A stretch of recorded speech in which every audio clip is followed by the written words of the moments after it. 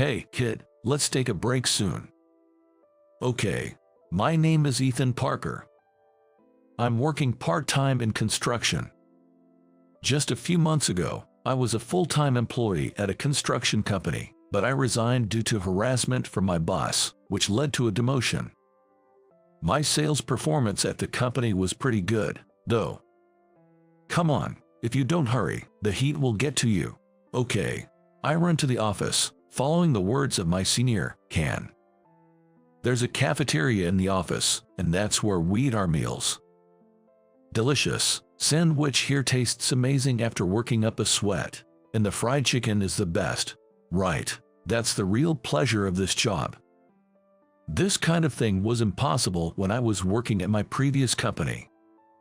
If I ate at my desk, I'd be continuously insulted by the department head, Jack Bennett, saying, "A lowlife who can't even raise his sales figures has no right to eat." I hated it, and when I went out for a meal before returning to the company during outside sales, I'd be reprimanded for having the luxury of eating out on a sales visit. And if I tried to get by on nutritional supplements for lunch, can you get enough nutrients from that? That's why you can't bring in any work. Are you so poor that you can't afford a proper meal? I would be yelled at. When the entire sales department's performance was poor, the boss's mood would sour, and I'd be worn out from the constant sarcasm. Eventually, I was blamed for Jack's mistake, resulting in a demotion and a significant pay cut. At the new position, the work was all clerical, which didn't suit me after years of field work. I get so fed up with the tedious paperwork that I decided to resign. To make ends meet, I've been working part-time in construction. Look at you, hustling hard today too. Here's a bonus for ya. Thank you. Ken, my senior colleague, hands me a sports drink. Back when I was stuck at the old company, I never came across this kind of kindness. Compared to those hellish days, this feels like heaven. Plus, construction work is physically demanding, but the pay isn't too shabby. Huh? Got a call from my dad. I frown as I check the missed calls on my cell phone. It's from my dad again. What, again? Your dad sure calls a lot. You guys close or something? Well, it's not really like that. I'm sure it's about that same old thing again. After work, I press the button on my cell phone. Hello, Dad, what's up? It's about the arranged meeting again, isn't it? That's right. Please, they're keen on having you as a son-in-law. You know, Dad, I'm a part-timer now. How am I supposed to get married in this situation? I've told them that, and they're willing to offer you a job for your sake. Please, help out with the family business. Dad pleads with tears in his voice on the other end. He runs a civil engineering business back in our hometown. Someone from his client's side insists on setting up a meeting with their daughter and me. Seriously, what's with these arranged marriages like some political strategy in this day and age? No, the daughter is quite eager. She saw your picture and wants to meet you. What? When did you send my picture to them? Just a little one from your coming-of-age ceremony. Come on, that's an old picture. Cut it out, will you? While I retort to my dad, I can't help but feel a slight interest in the daughter. The fact that she wants to meet me after seeing such an old picture means she must have taken a liking to me on some level, which isn't a bad feeling. All right, if she's saying that, I'll meet her once. Oh, is that so? Thank you. Why is this old man so lighthearted? And so, I ended up agreeing to meet this lady for an arranged date. I never imagined that I would encounter what happened at that meeting. My match, Elizabeth Bennett, was a beautiful woman. With her shiny long black hair, clear beautiful skin, curled lashes, and big eyes, she was quite striking. I was smitten with her the moment I saw her photo. Is this what they call love at first sight? I thought it would be nice if I could marry her. But there was one thing that concerned me. What? Her dad works at the company I used to work for, in Bennett. I had a bad feeling. No way. I dismissed the thought and went to the meeting. And my bad feeling was confirmed. Hey there, looking good. shocked over here. Never thought my daughter would fancy a guy like you. She insisted, so I went along with it. Thought she'd cool off after meeting you. There I was, face to face with Jack, my former boss from the old company, someone I thought I'd never see again. And at this arranged date, I was reunited with Jack. I had this nagging feeling, but yes, he was Elizabeth's father. Why would the man who had been harassing me choose me as a suitor for his daughter? My dad stood there, looking confused and lost. Elizabeth, I agreed to this meeting because you insisted, but what do you see in this guy? Oh Dad, you were thrilled about the prospect of a strong connection with a business partner. Wouldn't it be all good if I married Ethan? I chuckled as she smiled cunningly. Could it be that she pushed for this meeting just to harass me? No, that couldn't be. She wouldn't go through all this trouble just for that. After all, I had no prior acquaintance with Elizabeth. So why did she want to meet me? My head was full of questions. Perhaps we should leave it to the young ones, said her father with a smile. I glanced at Elizabeth, who just beamed back with a smile. Once our parents left the room, we started chatting, getting to know each other. Feeling more at ease, I decided to ask her something that had been on my mind. Have we met before by any chance? Ah, you really don't remember, do you? Her expression turned sad, and then she said, I knew about the harassment my father subjected you to. That's why I agreed to this meeting, to trouble my good-for-nothing father. It was selfish of me, and I apologize for the inconvenience. She bowed her head apologetically. And we have met before. You may have forgotten, but I remember our first meeting very well. She shared this story. When she was still in college, she was once harassed by a pervert on the train during her commute. It was me who helped her out at that time. Oh, that time. Yes, Ethan, you dropped your business card holder when you confronted him, and I picked it up. And you brought it back to the company later, right? Yes. That's when I realized you worked at an affiliate of my father's company. Jack wasn't my boss at the time. He had been seconded from another company in the group. I always wanted to meet you after I graduated, and if I were to marry, it was going to be you. Then my father was seconded to your company, and I just had to see you again. I asked my father for this arranged meeting. He seemed not to think much of you and was reluctant. When I heard you had resigned, I panicked. I begged my father over and over until he finally agreed. But how did you know about the harassment? My father often spoke ill of you at home. Looking at her embarrassed face, I started to feel awkward. I'm really sorry, but he's still my father, no matter what. I won't ask for forgiveness. Instead, let me apologize on his behalf. Can we call it even with this? She bowed deeply. Seeing her like that made me burst into laughter. Hey, what's so funny? I don't know, you're just a very beautiful woman but kind of an oddball, I guess. I continued, chuckling. I haven't forgiven your dad, but I'm not planning anything against him. Besides, he's now the father of my potential future wife.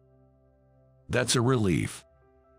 A look of relief spread across her face with a warm smile. And then she said to me, Hey, we can start dating, right? I wonder about that. Dating the daughter of a boss who harassed me would certainly take some guts. Especially since Jack might do something to me again. Don't worry, my dad's a softie when it comes to me. I'm sure he won't do anything anymore. Watching her say that with a laugh, I thought to myself, she really is an interesting girl. Jack was still a concern. But I was irresistibly drawn to Elizabeth. Please, let's start dating. I bowed deeply to her. I look forward to it. She bowed back. After that, we went on a few dates, and as expected, she was indeed a bit quirky, but I always had fun when I was with her. Then one day, it happened while we were eating at a restaurant. This place is great, isn't it? The menu's so diverse, and all the desserts look delicious. Watching her smile as she ate her pasta, I thought she was adorable. She was good at accommodating others. She'd pick places I wanted to go, and for meals, she'd choose casual restaurants that weren't fancy, considerate of my part-time job earnings.